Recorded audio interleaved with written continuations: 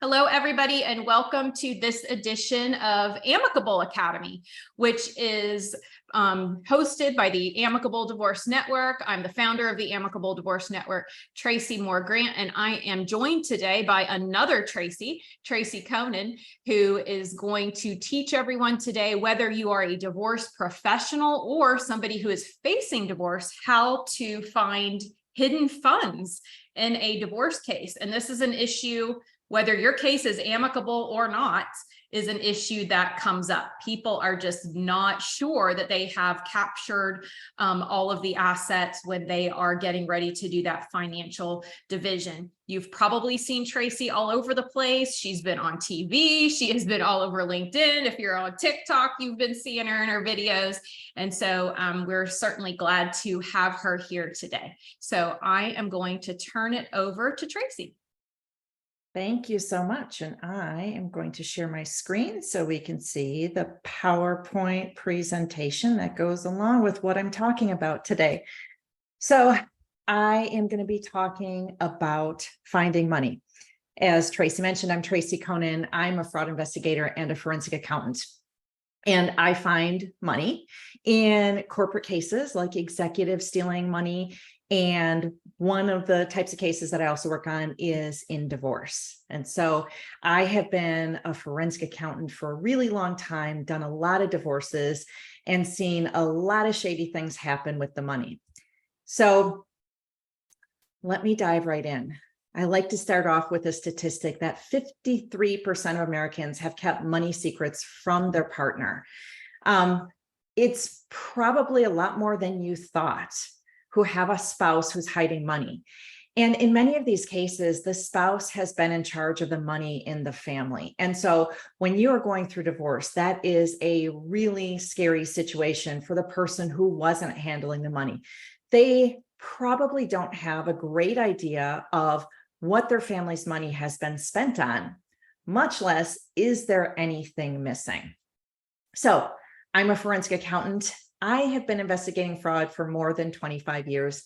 And yes, I find money. So when you find me on any of the social media or anything like that, you're going to see me talking about finding the money, particularly in divorce. That is what I'm really passionate about right now. Today, I'm going to show you how to take control, uncover the truth, and win the money you deserve in divorce, or help your clients win the money that they deserve in their divorce. And Tracy mentioned my book, Find Me the Money. You see the cover of it there. Today, I'm going to speak to you as if you're going through divorce. We do have two different types of people in the audience. We have the professionals who help people going through divorce. And then we have those who are actually going through divorce. And they have the problem that all of us professionals are trying to solve. So I'm going to talk to the people who are getting divorced. And for you professionals, let's think about divorce from their perspective so that we can find better ways to help them. Now, my goal today is to provide some really helpful tips to you on how and where to find hidden money in divorces, and also to show you what I'm doing in the divorce space to help get better financial outcomes for people who are divorcing. So you're going to hear me today talk about my book and talk about the Divorce Money Guide, which is the online product that I created that uses videos, worksheets, and checklists to help guide clients through finding money on their own without spending thousands of dollars on expensive forensic accountants. The Divorce Money Guide was the best way that I knew how to make this process of finding money in divorce more affordable and more accessible for average people who are getting divorced. The cases that I work on are typically for people who have a good bit of money. They either have a good bit of assets or they're higher earners, and they can more easily afford to have some help with sorting through the money. And I wanted a solution that would help average people, you know, those 90 to 95% of people who probably don't have really complicated money situations. So they maybe don't even need a forensic accountant at all, but who are looking for an option to help them have more comfort with what's been going on with the money in their marriages. Now, over the years, I have worked primarily with women who are going through the process of divorce. Yes, I've worked with men too. I still work with men, but my clients are almost always women on the divorce side. And they're always, in the position of trying to find out what their husbands have done, with the money, what the money's been spent on, whether there's any hidden money. And what I've found is that women are more often not getting their fair share in the divorce. They're getting less than half of the assets. They're maybe making compromises on child support and things like that. They're more often in a position of lesser power when it comes to the finances, possibly because they're not the main breadwinner, maybe because they haven't been in control of the family's finances, or maybe just because the husband has exerted more power in this divorce. And so what I was looking for with the Divorce Money Guide was a way to help more women take control in their divorces, because divorce can have lifelong effects. And I want divorcing women and men to not leave money on the table. I want them to get everything that they're entitled to. So all of that to say, I'm going to talk today about Jackie, who's the character in my book. And so I'm going to talk a lot about women, but men. This is in no way meant to exclude you. It's in no way meant to say that women don't hide money in divorce, or women don't handle the money in marriage and do bad things with it. It's just, I work more often with women. And so I often will use the language that applies to women more often. So today I'm going to tell you a little bit of a story about a woman who is going through divorce and her experience, which is the experience that I would see very often in the work that I'm doing. Divorce, as we all know, those of us who are professionals, divorce is a special kind of pain for people. My clients come to me feeling ashamed because they don't know what's been going on with their money. They feel betrayed by their spouse, whether that's because of money issues or whether it's because of cheating or something else that has gone wrong in the marriage. They feel insecure because they don't know what their life is going to be like after the divorce is over. Are they going to have enough money to pay the bills? How often are they going to see their children? They feel alone because the process is so isolating. And they feel overwhelmed with all of the changes that divorce brings and the complexity of the legal process of divorce. And these are the 5 secret thieves of divorce that I highlight in my book because they are so common to people who are going through the process of divorce. Today, I'm going to take you through 6 steps that I show clients that offer them the opportunity to take control, uncover the truth, and win the money they deserve in their divorces. Now, here's what's interesting. When I talk about women in divorce, the economic costs of divorce fall more heavily on women. After the divorce, women have disproportionate declines in household income. They have very sharp increases in the risk of poverty. They have a higher risk of losing their home. And the responsibilities as a single parent may further impede their path to economic recovery. They often are providing more of the care of the children, which impacts the kinds of jobs that they're able to take because they might need to get a job that has more flexibility or has less hours, things like that. Here's a statistic that I think is shocking to a lot of people. After divorce, women on average see a 27% decrease in their standard of living, while men have a 10% increase in their standard of living. And of course, these are averages. This doesn't, follow for everyone, but I think that it is a pretty important statistic to talk about and be aware of. So let's talk about Jackie, the character in my book. She is a woman, much like many of the women I've helped go through the process of divorce. So she's not a client of mine. She is a composite of clients that I've had over the years.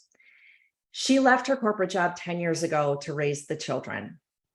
She was a marketing executive doing well, but she and her husband wanted to start a family and decided that they could afford for her to stay home. And she was going to be the one staying home because her husband was making more money and had some greater prospects with his career. Now, her husband has been managing the family's money, and Jackie was fine with that because she did a whole lot of other things for the family. And the family's needs were met. She was never wanting for anything necessarily. And so it was fine that Derek was handling all of the money. And one morning, Derek, her husband, tells her that he is leaving her after he's been carrying on an affair for the last few years.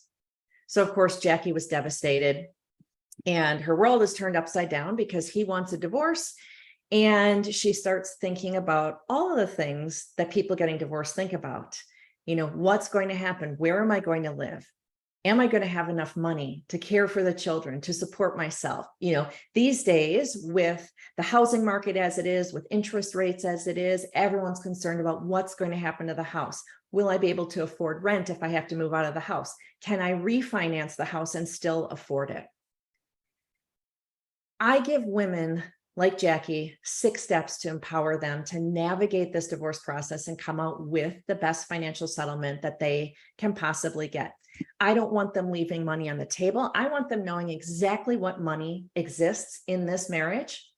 And I want them having knowledge about their finances so that they can negotiate from a position of power, right? Because everyone in divorce, both husband and wife, deserves to know all of the information before they make any sort of agreement. All those cards have to be on the table. So let me talk today about some of the actionable tips that I can give you for the divorce process. People always ask me, how do people hide money? And again, talking about these average divorces, what 90% of people or more are going through. Some of the common ways that money is hidden by a spouse is using cash to cover up what money is being spent on, or hiding cash. So someone going to an ATM machine over and over, or going into a bank branch and withdrawing money and doing something with that cash. And if you work in any area related to money, you probably know that cash is attractive to some people because there's no paper trail. We can't prove what you spent that money on or where it is. I see people with secret bank accounts all the time, and they're not necessarily tricky about how they go about that. I often see a spouse setting up a bank account in their name only and transferring money from the joint checking account right into that second bank account that their spouse doesn't know about. So when we are looking for hidden money in divorces, that secret bank account is often pretty easy to find. People sometimes buy collectibles. I had a recent case where the husband was taking a very large portion of his pay, bonuses that his wife didn't know about and had no idea how much he was getting. He was putting them into an account that he admitted was a secret account and using them to buy baseball cards. I'm talking $600,000 worth of baseball cards purchased that she had no idea.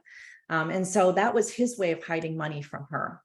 People put money into real estate, titled in their name alone that they don't tell the spouse about. They sometimes reduce their salary. Baseball card guy did that as well. He had a very close relationship with the owner of the business he worked for. He took a voluntary reduction in his salary so that he could look poor for the divorce court. Having undisclosed businesses, or as the kids like to say, side hustles, is another great way to hide money. Or reducing the profits of a business. As the professionals here probably know, it's pretty common if you have a closely held business and you're getting divorced, suddenly once divorce is filed, they get what I call the divorce flu. And suddenly the business is sick, and not bringing in as much anymore. So these are really common ways that spouses are hiding money. Now, when we are engaging in financial infidelity, this process where we're lying about the money to our spouse, it usually starts small in the marriage. It's one streaming service that your spouse says we don't need, but you say, oh, it's only $12 or $14 a month, no big deal. I'm just going to keep that service. No one needs to know. But that small lie often starts to snowball. Each lie that you tell makes it easier to tell the next lie. The fraud snowball can move into other spending that your spouse wouldn't approve of. And it grows and grows. Pretty soon there might be a secret credit card or a secret bank account. And soon it turns into an avalanche that buries you both alive. So that's why this slide has the graphic of the avalanche on it. Oh boy. Sorry about that. All right. So if you're getting divorced and you suspect financial infidelity, let me walk you through the 6 steps to finding the money. And again, for the professionals here today, put yourself in the shoes of the person who's getting divorced and think about it from their perspective, because I think that's a great way to reframe things for us to allow us to help and serve them better. The first step that I like to talk about is preparation. And protecting yourself is like preparing for war. And we are here at the Amicable Divorce Network. And we want divorces to be as amicable as possible. So when I say prepare for war, Tracy is probably saying, oh my goodness, that's not what we promote. And you're right, that's not what we promote. But the sad reality is that sometimes divorces do get ugly. And so what I tell clients is you have to prepare yourself for that possibility just in case. I want us to go in. I don't want to go in with guns blazing, and people say, oh, hire the biggest shark of an attorney that you can find. I'm actually really against that. I say, let's hire a really capable attorney who has the ability to be tough if the case gets there. But let's go in being as cordial and amicable as possible, but guard ourselves on the front end so that if things do go south, that your information, your money, your security is protected. So when I talk about protecting yourself, I tell my clients things like get yourself a brand new, fresh email address that your spouse doesn't know about and couldn't possibly have any access to. Limit your social media use so that you are controlling the information about your life that is out there for the world to see. Get a bank account in your name alone so that nobody else can close that account, take money out of it, etc. So those are the kinds of things I tell them to do to protect themselves. None of these are the things that I've said are rocket science, but they're things that you don't think about because you never had to think like this before.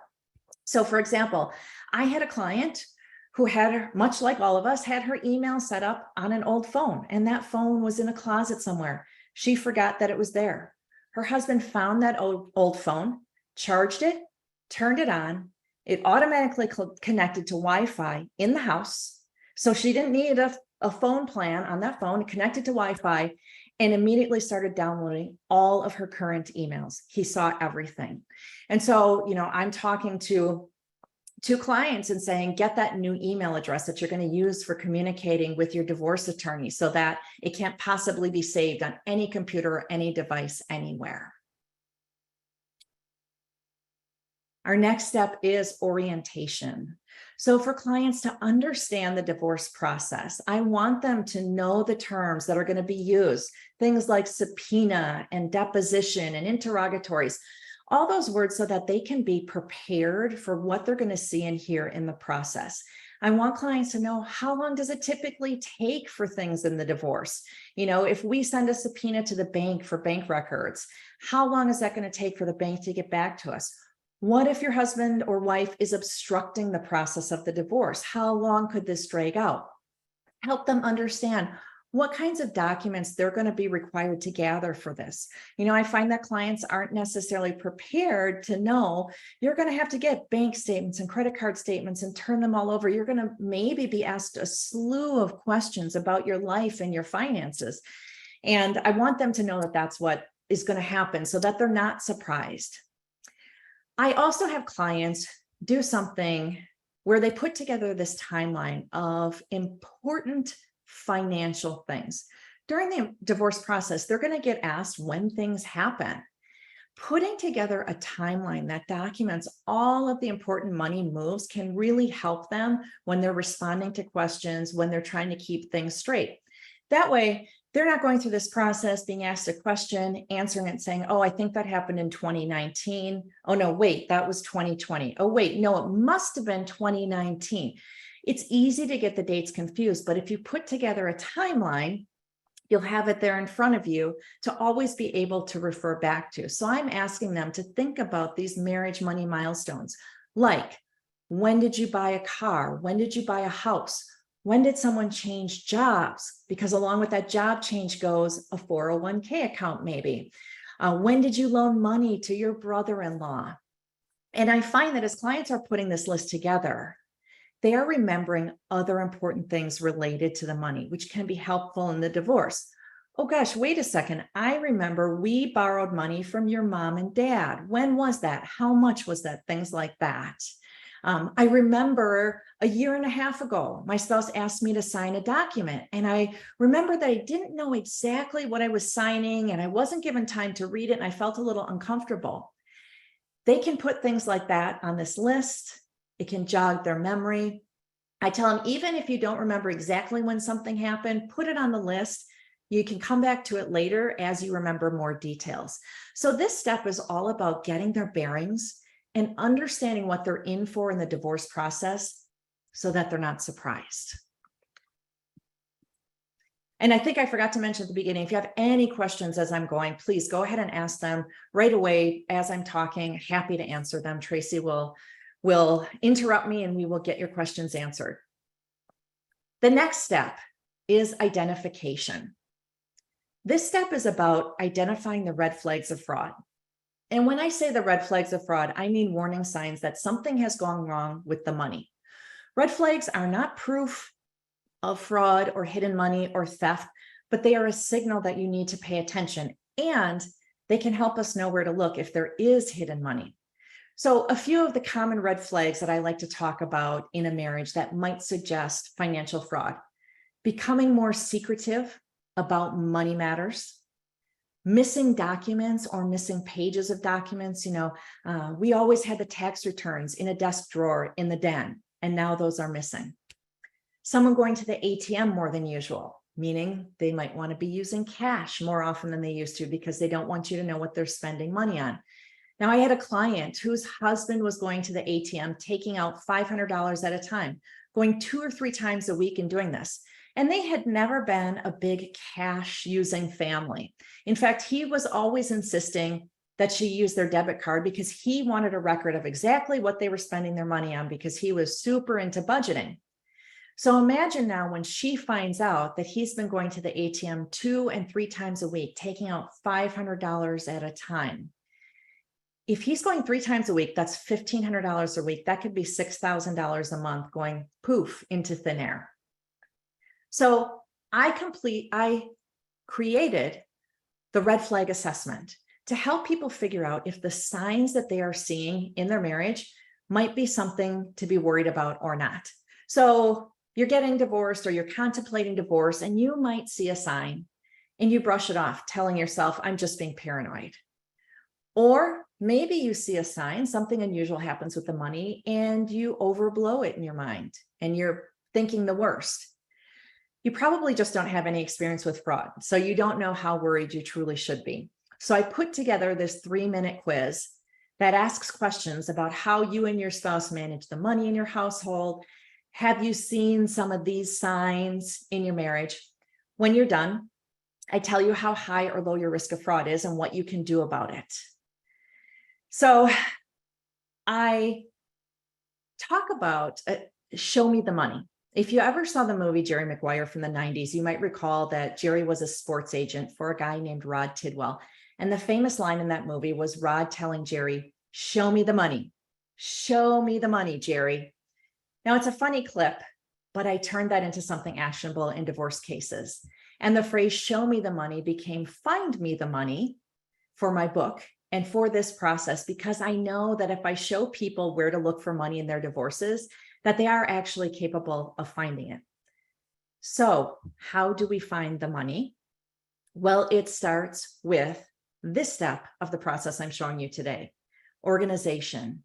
That involves making a list of all of the accounts, bank accounts, credit cards, investments, retirement accounts, loans. You have to know what accounts you're working with so you can be sure you get all of your documents. And I have people put together this list and I say, if you don't know everything about an account right now, still write it down. Maybe you only know that your spouse talked about a particular bank. We didn't have an account at that bank, but I heard it mentioned a few times. I say, put it on the list. We can look for it later. Whatever you remember, put it on the list. Then we get the statements and the tax returns. I have people go back 3 to 5 years, but if they have online access and can go back further, I say get them. Download every statement you can get from online banking. You'll never have to be sorry if you have too much information, right? If we don't use the statement, so be it. But I hate being in a position where we say, oh, we want to go further back. Someone goes and logs in and finds out, oh, I can't get those statements. Another year has passed, right? Let's get as much as we can now and put it in a safe place. We also have to get the tax returns. Again, going back 3 to 5 years. Now, if you've ever been working in the area of divorce, you know it's common for a spouse to not turn over tax returns, right? One spouse is usually in charge of either interfacing with your tax preparer if you have one, or, doing the TurboTax online filing of the tax returns. And it's really common for them to not provide the tax return. Tell the tax preparer, don't give my spouse a copy of it. It's okay, because the taxpayer can go directly to the IRS and get those returns online. All they have to do is take about 10 minutes to verify their identity, and they can get the information on all of the information on their tax record, including the tax returns, the payments that were made, any letters that the IRS may have sent, any amendments that were done. This is really helpful, especially when we have a situation where there may be overdue taxes that one spouse doesn't even know about. There might have been penalties and things like that. So this is where we really get our ducks in a row with the information. I have clients complete a document inventory so they make sure they don't miss any documents. And so that involves going through that list of account statements and checking off, making sure we've got every month's bank statements.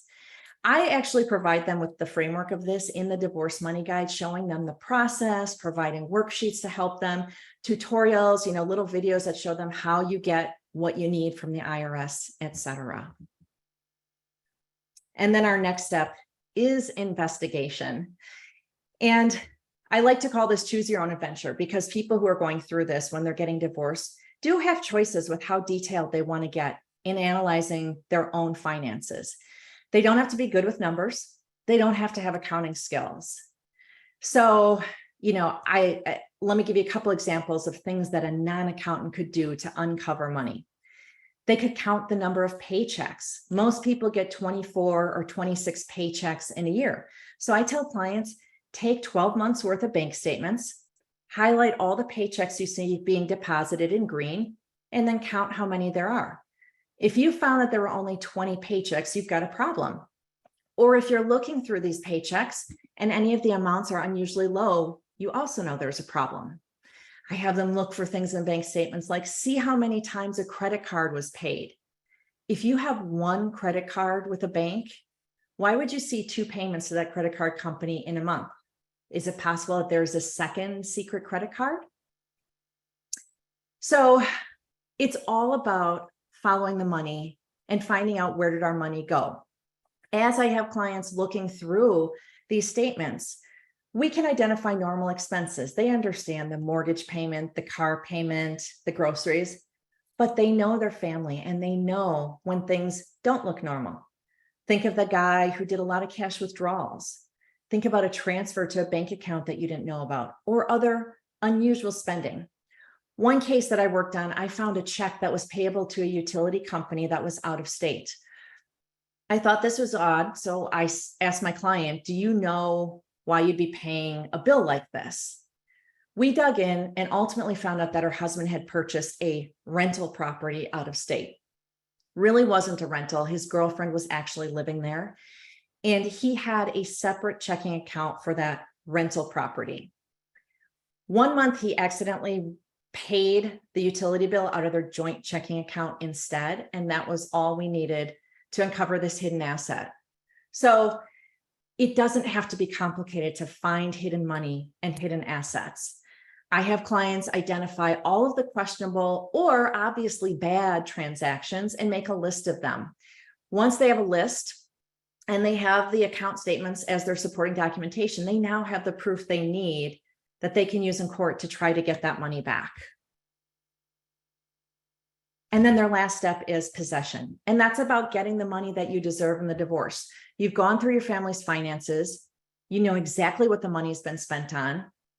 And everything that you've put together by going through your statements and your tax returns is going to be your proof for court. Is there secret spending? Well, if there was, and it was for what we call non-marital purposes, half of that was yours, and you may be able to get that back. Were assets purchased without your knowledge? Half of that's yours. Is there a secret bank account? Again, half yours. I get frustrated when people who are getting divorced get scared into believing things like, you'll never get any of my retirement account, you won't get anything out of the house. And I remind them that in many cases, at least half of that is probably theirs. And when it comes to the income, remember that someone who's paying spousal support or child support has an incentive to lower their income. So all of this work that we're doing on these statements is going to help keep them honest on that income side as well.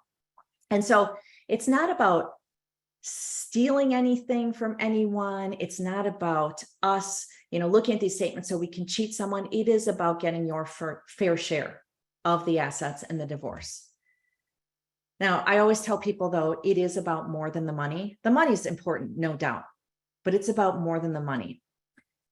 The reason I want people to get every penny, if we're talking about the money, is because their long-term financial security depends on it. In the book, Jackie found out that her husband was having an affair for 5 years, not the 3 years he admitted to. He was buying his mistress things like luxury handbags. He was paying her car payment.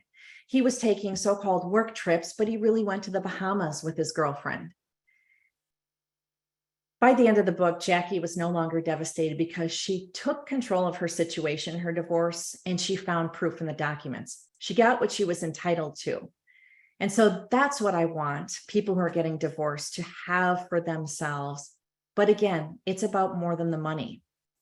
It's becoming free from those 5 secret thieves of divorce that I talked about in the beginning. So going from shame to pride, you don't have to be ashamed that you didn't know what was going on with the money. You can have pride in the knowledge you have now and that you can make it on your own. You can re-enter the workforce if you've been a stay-at-home parent and reestablish your career. You can manage your home on your own. You can go from betrayed to restored. So that person who you trusted most in the world, who is very likely your best friend, betrays you. You don't know what's true. You might not trust yourself and your intuition, but then you have victories. Small ones like managing your kids' schedules without any help, or big ones like reestablishing your career. The timeline is different for everyone, but you can get there and get to that point where you feel whole again and the focus isn't anger or resentment. You can go from feeling alone to feeling supported. We all know divorce can be very isolating. A lot of people are embarrassed at the failure of their marriage or the fact that maybe their spouse was cheating or that they didn't see the divorce coming. Whatever the reason, people often try to do divorce alone. But if they can open up and find supportive family or friends, online support groups, help from professionals like us, they can feel much more supported. They'll find that there are people who can help out with the kids, or they might have a friend who's an accountant who can help dig through those bank statements and things like that. You can go from insecure to accomplished. So you're probably asking, how can I afford to do this on my own? Is my spouse going to try to take the kids away? Will I be able to get a good job after being out of the workforce so long? How am I ever going to save enough to retire? But then you have a victory. Maybe you pay off a smaller credit card and feel that accomplishment of that zero balance, or you find a job that offers you some flexibility so you can pick the kids up from school, or you dig into the finances and find that your spouse was secretly spending money. No matter how big or small, the victory is a victory, and that accomplishment is really a building block for that next accomplishment. And then finally, the 5th secret thief of divorce, overwhelm, going from being overwhelmed to empowered. So successfully navigating the divorce process and your life afterward. A fair financial settlement is part of that. And again, it's about more than the money, because by methodically and intentionally going through this divorce process, you get confidence, you get knowledge, and the reward at the end of the journey makes it all worth it, I hope. When you see changes in yourself, you will know that you've defeated those 5 secret thieves of divorce. So Jackie, again, is a fictional character, but she represents the 1,000 women I help every year with the Divorce Money Guide. If you are going through the process of divorce right now, you might have seen yourself in some of the characteristics or situations I discussed. On average, there are about 700,000 divorces filed every year in the US. And so there are so many men and women in the same position as you if you're getting divorced right now. They go through the same frustrating process, and most of them probably never thought that they would be there. But if you're getting divorced, you're not just a statistic. And, I am here to walk through this messy time with people. So if anything that I said today resonated, piqued anyone's interest, they want more information, I created a page for this event. It's at my website, fraudcoach.com/ADN for Amicable Divorce Network. And there you're going to find the resources that I mentioned today, talking about that red flag assessment. So that quiz to help people see what their risk is for financial fraud in their marriage. So even if you personally are not going through the divorce process today, feel free to take that quiz and see where you fall. My book, Find Me the Money, is linked there. The Divorce Money Guide is linked there as well. I always like to say that no one comes out the winner in a divorce, really, but hopefully the story I talked about today empowers people who are divorcing to surround themselves with people who will support them and give them the courage to pursue everything that they deserve so that they can go into divorce court, head held high, walking out confident that they accomplished their goals and they're on their way to full restoration. So I always like to end by saying you can take control, uncover the truth, and win the money you deserve in your divorce.